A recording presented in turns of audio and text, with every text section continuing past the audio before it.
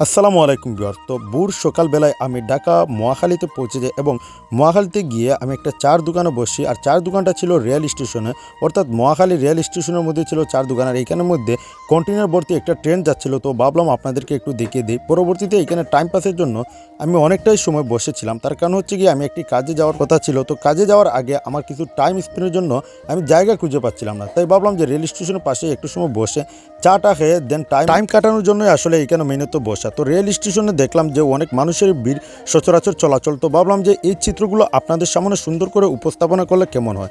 এদিকে দেখতে পারতেছেন যে রেল যাওয়ার যে একটা চিত্র, আসলে এটা দেখার মতো। তো ভাবলাম এই রেল যাওয়ার চিত্রটাও আপনাদের সামনে সুন্দরভাবে আমি উপস্থাপনা করি। এতে করে হবে কি, আপনারা এই জিনিসগুলো দেখলেন আর আপনাদের যদি ভালো লাগে তাহলে একটা শেয়ার মারলেন, দেন আমারও একটু ভালো হলো।